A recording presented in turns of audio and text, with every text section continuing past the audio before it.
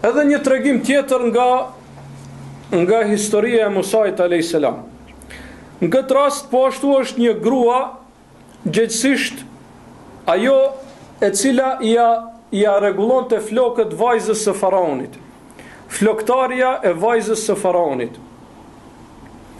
Ajo kishte besuar në Allahun subhanahu wa taala, mirë po e mbante msheft, nuk e shfaqte besimin e saj. Mirë po një ditë prej ditësh duke ja kreh flokët vajzës faraonit, i bie krehri prej dore. Dhe ashtu instinktivisht thot bismillah, në emër të Allahut. Kur e merr kranin për zditi, domethënë thot bismillah, si një besimtare që ishte. Shikoni subhanallahu vajza e faraonit, e cila si duket i ka gjao më shumë faraonit se sa nënës vet. Vajza e faraonit i thot, kush o ki zoti jot që thua në emër të Allahut, a nuk është babai jema? Vajza e faraonit, e cila si duket është vajzë e vogël, sepse ka nevojë dikush t'ia krejë flokët. I thot, a nuk është babai jema? I thot, jo.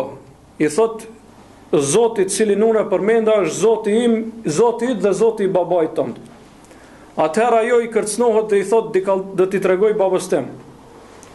Edhe besimtarja e cila i kishte ardhur deri tek hunda, siç thon, nga zullumi i faraonit, thot, tregoj, nuk është problem, tregoj.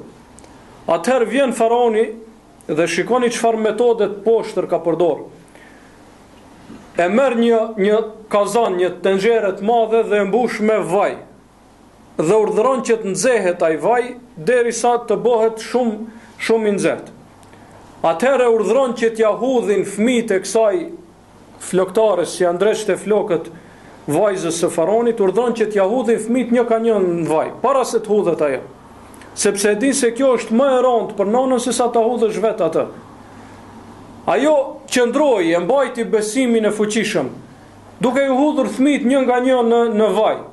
Mirë po kur erdhi tek fëmiu më i vogël, tek foshnja e posalindur, edhe kjo siç duket lëkundi pak, u lëkund, ju dridh zemra, sepse fëmia më i vogël, ai të cilin e kishte ende në gji.